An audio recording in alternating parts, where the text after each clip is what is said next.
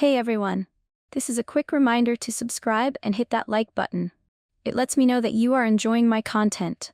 Also, feel free to drop your suggestions for future stories in the comments below. Thank you for listening, and let's dive right in. Come on, Marlene, please. It's just one night. Jesse looked miserable, shifting awkwardly on their feet like they expected me to throw something at them. Which honestly, wasn't out of the question. It was 5 minutes before my shift ended, and they had cornered me near the lockers, eyes big with desperation. I folded my arms. Jesse, I swear to God, if this is about your cat again. It's not about the cat, they groaned.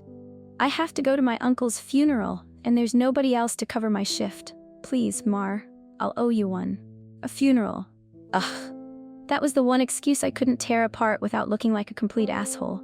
Not that it was impossible, but I wasn't that far gone, yet. I sighed, rubbing my temples. A midnight shift. I hadn't done one in years. They were mostly uneventful, save for the occasional drunk or creep. And Jesse was acting like I was signing my own death warrant. You act like I'm gonna die or something, I scoffed. It's just a bus shift. It's not. Jesse hesitated, jaw tightening. Look, it's weird, okay? The people who get on that route. People get weird at night. I can handle it. That should have ended the conversation. But Jesse just stood there, staring at me like they were debating whether to say more. Instead, they exhaled sharply and nodded. Fine, thanks. I mean it. They hurried off before I could change my mind, leaving me standing there with an increasingly bad feeling. The locker room was empty when I stepped inside, the fluorescent lights buzzing faintly overhead. I went straight to my locker, pulling off my day shift vest and replacing it with the midnight uniform. Same ugly fabric, but now in a shade of depressing navy blue. As I buttoned it up, something rustled against the door. A folded piece of paper was stuffed into the metal slats, wedged tightly enough that I had to tug it free. The paper felt old, like it had been handled too many times. I unfolded it. If a little girl in a blue dress boards the bus, do not ask where her parents are. Punch her ticket, but do not speak to her. 2. If a man carrying a black plastic bag sits in the front row, do not let him leave it behind. Remind him to take it before he exits. If he refuses, do not touch it. Kick it off the bus with your foot. 3. If an elderly woman boards the bus crying, do not comfort her. Hand her a ticket and look away. 4. If a well-dressed man hands you a ticket and a $100 bill, do not accept the money. Hand it back and say, correct fare only. 5. If a woman wearing sunglasses asks you what time it is, lie. 6. If a child with a pocket watch asks what time the bus will arrive, answer with a time that has already passed. My brow furrowed as I read through the list. This had to be a joke, probably from the new hires, some attempt to spook the poor, naive midnight worker. I snorted, shaking my head. Don't comfort the crying lady. Real compassionate workforce we got here. I scanned the back of the page, expecting some dumb punchline. Nothing. Still, it was kind of funny. Maybe Jesse left it hoping I'd freak out and back out of the shift. If so, I wasn't going to give them the satisfaction. I crumpled the paper halfway, then hesitated. For some reason, throwing it away felt wrong. With an eye roll at my own superstition, I stuffed it into my pocket and shut the locker. When I stepped out onto the platform, the bus was already there, engine idling. Midnight shifts were usually given to older drivers, the ones who could handle long hours without dozing off. I figured I'd be riding with Gus tonight. The guy had been working here since before I was born. But it wasn't Gus. The man behind the wheel looked mid-30s, maybe 40, with sharp features and a stiff, tired posture. I'd seen him before, I was sure of it, passing through the staff room, standing by the vending machine. We had never spoken. Marlene, right? His voice was flat, almost uninterested. That's me. His gaze flickered down to my pocket, where the crumpled paper sat. Did you read the rules? I almost laughed. Oh, you're in on it too? I gestured to the bus. Let me guess, what happens if I break them? The wheels fall off. The driver's expression tightened. Read the rules, he said again. Take them seriously. Something about his tone made my stomach twinge uncomfortably, but I covered it up with a smirk. I've been working the day shift for 3 years. I think I know how to check tickets. The driver watched me for a long moment. Then, with a slight shake of his head, he faced forward, gripping the wheel with both hands. Suit yourself? The doors hissed open, and just like that, the shift began. The doors hissed shut behind me as I stepped onto the bus, and the driver pulled away from the curb without another word. The vehicle groaned as it rolled forward, engine humming low and steady. The inside smelled like old leather and stale coffee, but that was standard for these midnight shifts. There were only a few passengers already on board. 2 men slumped in their seats, either drunk or asleep, and a woman staring blankly out the window. Business as usual. I leaned against the conductor's seat, watching the city blur by in smudges of neon and street lamp glow. Midnight routes were quiet. Eerie, sometimes, but I didn't mind eerie. The first stop came up fast. The driver barely slowed down, pulling up just enough for the doors to snap open. A man stepped on, clutching a black plastic bag to his chest like it held something precious, or fragile. I barely glanced at him as I tore the ticket from the roll. He was tall, thin, hunched in on himself, and his coat was too big for his frame. His hands, long, bony fingers, nails yellowed at the tips, gripped the bag with unsettling care. The smell hit me as soon as he passed. Something metallic, wet. I wrinkled my nose but said nothing. He shuffled toward the front row and sat down stiffly, still cradling the bag. It let out a soft squelching sound as it settled in his lap. I punched his ticket and moved to the next passenger, already forgetting about him. And maybe that's where I messed up. The bus rattled down the street, picking up speed. The usual drunk, Keith, was already on board, taking up 2 seats in the back. He was a night shift regular, always here at some god-forsaken hour, always half-conscious. Keith had a talent for making himself everyone's problem. "Marlene, you're working nights now? Thought you hated this shift." I rolled my eyes. "I do." He smacked the seat beside him. "Knew it. You're too mean to deal with night people." "You're one of them, dumbass." Keith cackled like this was the funniest thing in the world. He kept talking, loud, obnoxious, but I wasn't really listening. My attention drifted to the driver instead. His hands were gripping the wheel too tightly, knuckles white, shoulders rigid. Something was wrong. The bus lurched to a stop so violently I almost lost my footing. The driver was already out of his seat, eyes locked on the front row. I turned just in time to see what he was looking at. The plastic bag was still there, but the man who had been holding it? Gone. I frowned. Did he get off? The driver's head snapped toward me so fast it was unnatural. "Tell me you didn't let him leave that here." I blinked. "Dude, it's just a bag." He looked at me like I just kicked a baby off a bridge. "You didn't fucking notice?" His voice was sharp, almost panicked. "You didn't see him leave? What does it matter? It's trash." That was the wrong thing to say. The driver's expression darkened as he yanked open the emergency kit, pulling out a pair of gloves. Then he marched toward the bag like he was handling a live bomb. He crouched, grabbed the bag with 2 fingers, and kicked it toward the doors. The plastic tore slightly as it slid across the floor. Something thick and dark oozed from the corner. The doors hissed open, and the bag rolled off the bus like it had been waiting for permission to leave. The second it hit the pavement, the engine coughed violently, let out a low shudder, then finally purred back to life. The silence was thick. The driver stood there for a moment, shoulders rising and falling, before slowly walking back to his seat. I didn't know what to say. Not that it mattered, because the second he sat down, he whirled to face me, eyes burning with fury. "You don't even fucking notice when you screw up, do you?" My patience snapped. "It's a bag, not a bomb. Maybe if you explained shit instead of throwing tantrums, I'd actually care." He let out a short, bitter laugh. Then, quieter, darker. "I don't have time to teach you. Either you listen, or we both end up dead." His hands clenched around the wheel. His face was too pale in the dim light, eyes rimmed with exhaustion and something else. I should have felt uneasy. I should have taken the hint. But instead, I just scoffed and sank back against the conductor's seat. The bus rumbled forward. The night stretched on. The bus rumbled forward, cutting through the dark streets. The city outside was still alive, but quieter now. Streetlights flickering, alleyways stretching into black nothingness. The driver hadn't spoken to me since the bag incident. He gripped the wheel, jaw clenched so tight I swore I could hear his teeth grinding. Fine by me.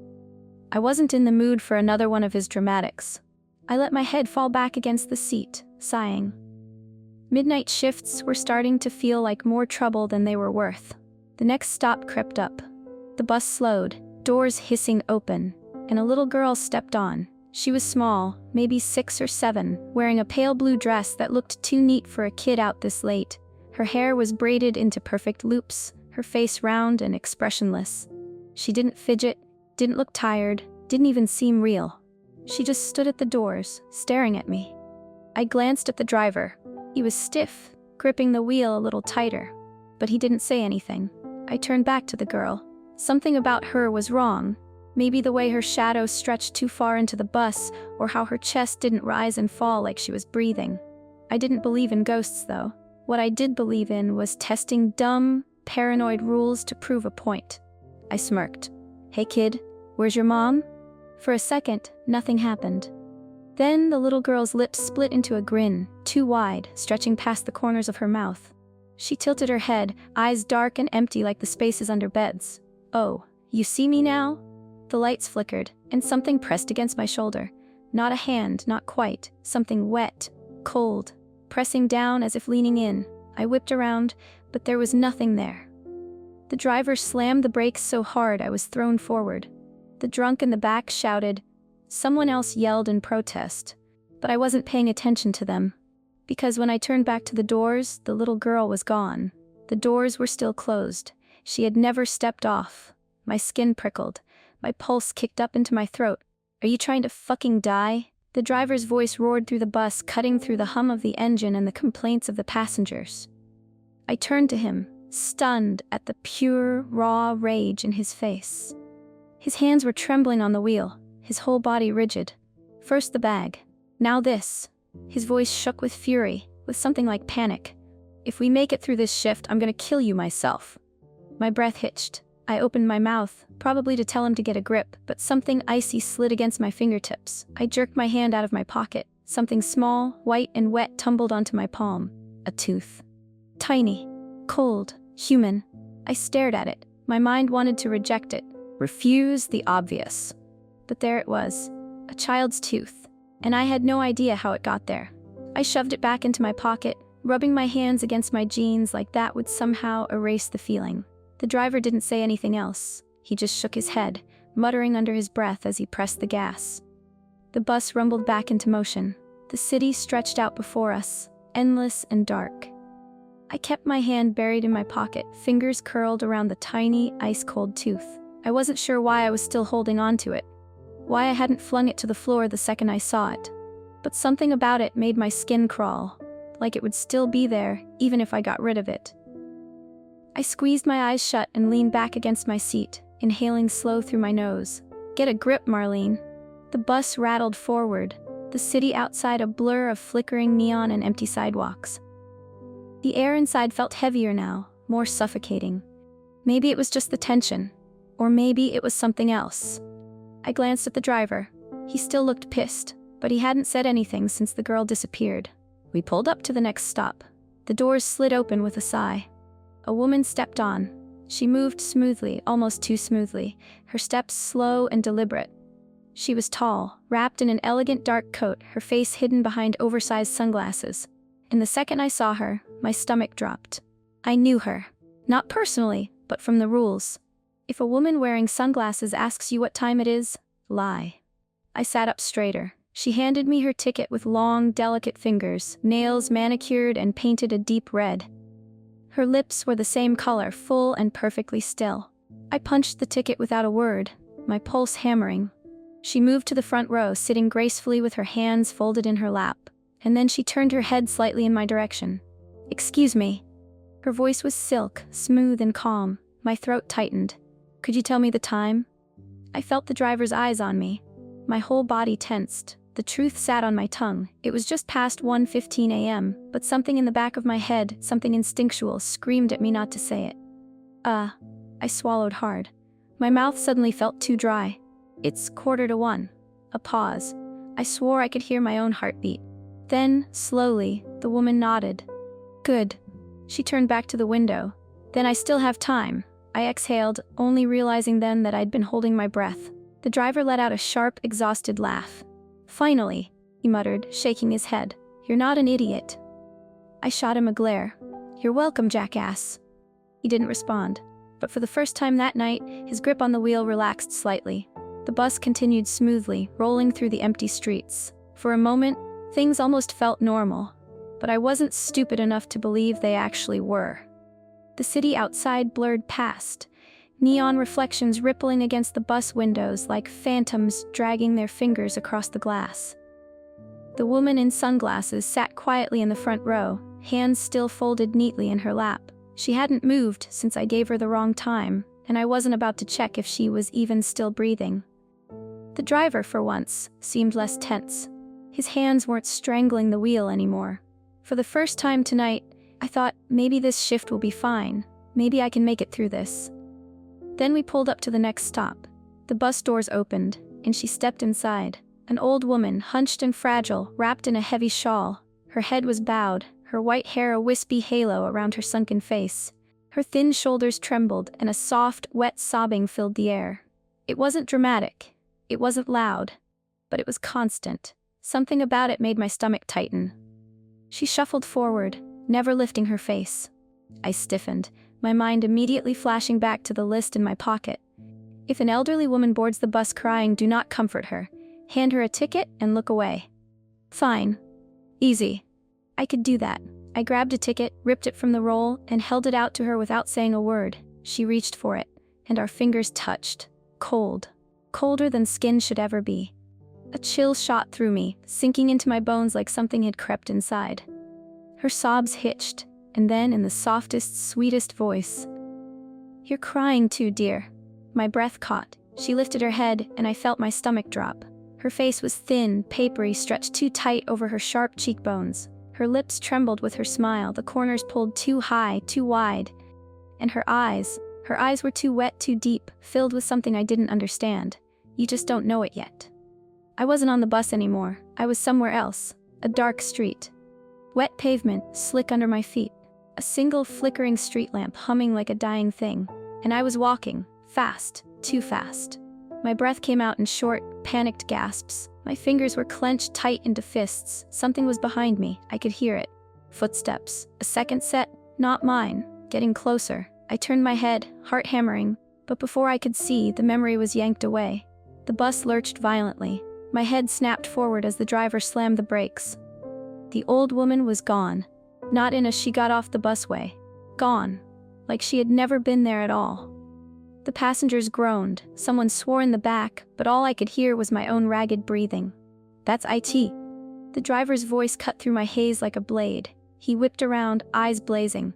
"You're gonna get us both fucking killed." I blinked, my hands still clenched into fists, the ghost of cold fingers lingering on my skin. I didn't say anything to her. I snapped, my voice sharper than I intended.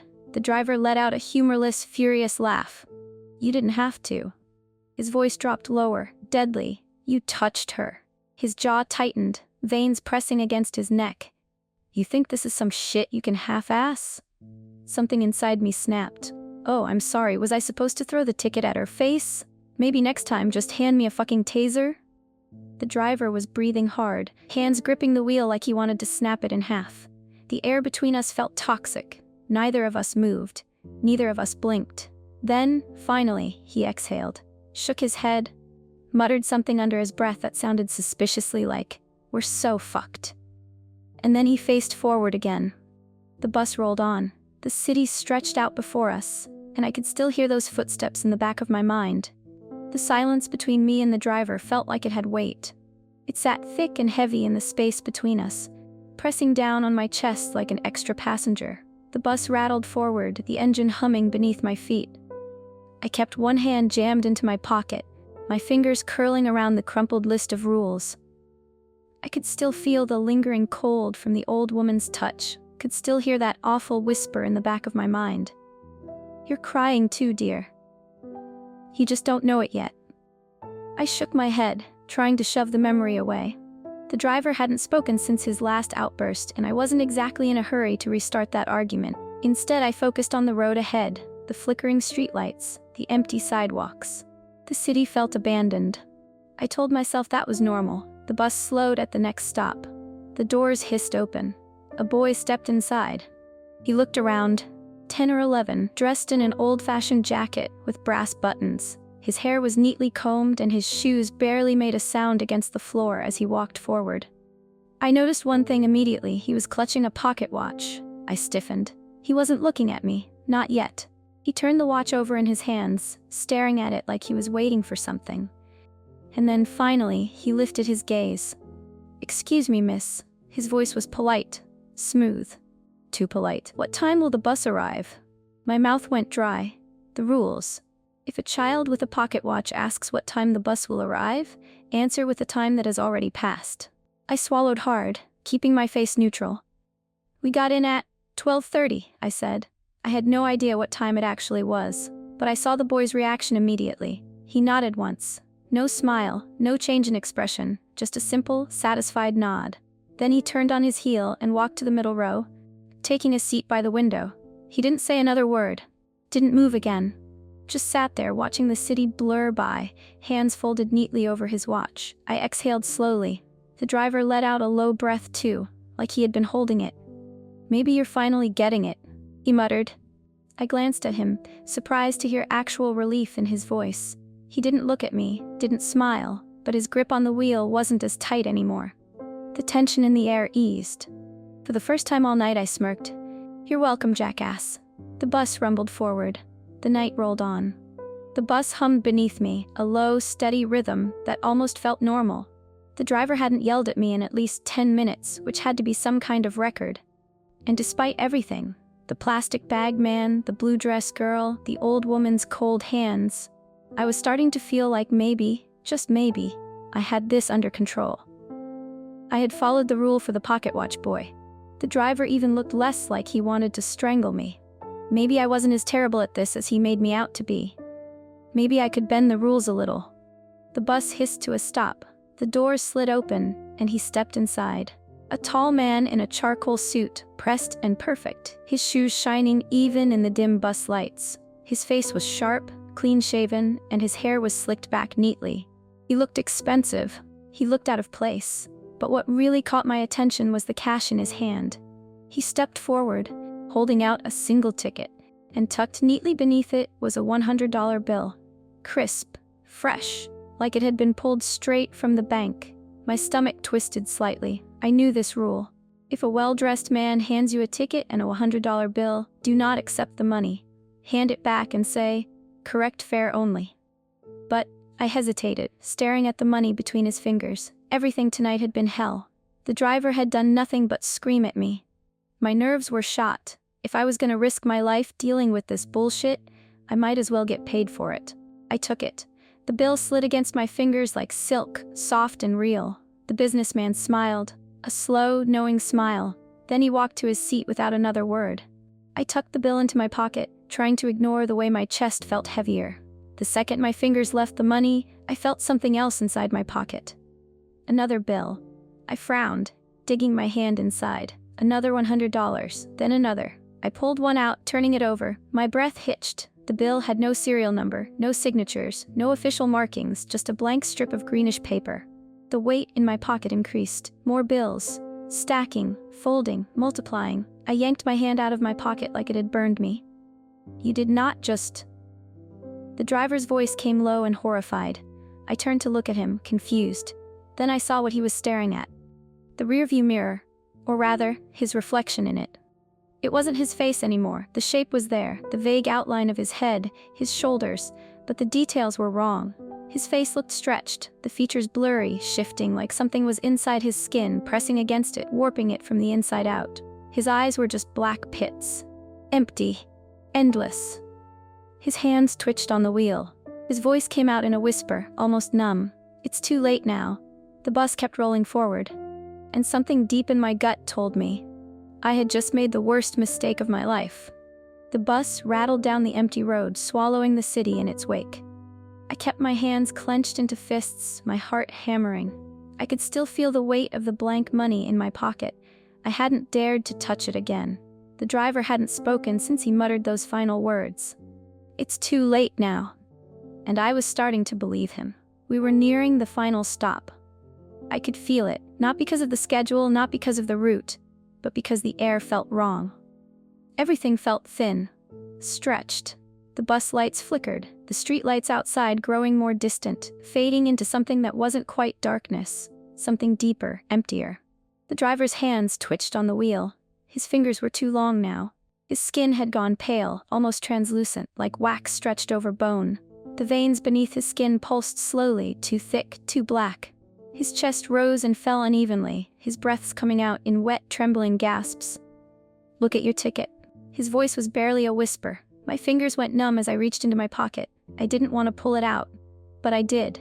The paper was warmer than it should have been. And right there, printed in bold, blocky letters, Marlene Sullivan, no date, no fare, no stop, just my name. A sinking black weight pressed down on my chest. "No," I muttered, shaking my head. "No, that's not." The doors hissed open. I turned sharply. The businessman stood at the top step, his face calm, patient, the same polite smile stretched across his lips. "I told you." He nodded toward my ticket. "You've been paid for." I stumbled back as a wave of nausea twisted through me. "This is bullshit," I spat. This isn't how this works." I turned to the driver. His seat was empty, but I could still see him. Reflected in the rearview mirror, his body sat rigid, twisted, his face stretched into a silent, soundless scream. His mouth was too wide, his eyes black voids of nothing. I turned back to the businessman, shaking, breath coming too fast. I tried to step off the bus. The doors didn't let me. I pushed. Nothing. I shoved, heart pounding. Nothing. The businessman gave me a sympathetic look. "Don't worry." He reached into his coat pocket, pulling out a fresh ticket. Blank. "Someone new will take your place soon." I barely heard the footsteps at first, soft, hesitant. I turned, my stomach twisting into a knot. A woman in a navy blue conductor's uniform stepped onto the bus. She looked around, brow furrowing in confusion. Her eyes landed on me. "Are you the driver?" she asked. Her voice was clear, uncertain. She didn't see the man at the door. I opened my mouth, but no sound came out. Instead, my fingers moved on their own, slowly, unwillingly. They reached into my pocket. I pulled out a folded piece of paper. It was old, crinkled, soft from being handled too many times. I felt my lips move, but the words weren't mine. "Read the rules." I held the paper out to her. "Take them seriously." She took it, confusion deepening as she unfolded it, and as she read I felt my body go cold, because I knew what would happen next. The same thing that happened to the last conductor. The doors hissed shut. The new conductor glanced up at me, then at the driver's seat. She frowned. "Where's the driver?" I didn't answer. I couldn't, because I already knew where he was. The bus pulled away from the final stop. A new shift had begun, and I was still on board.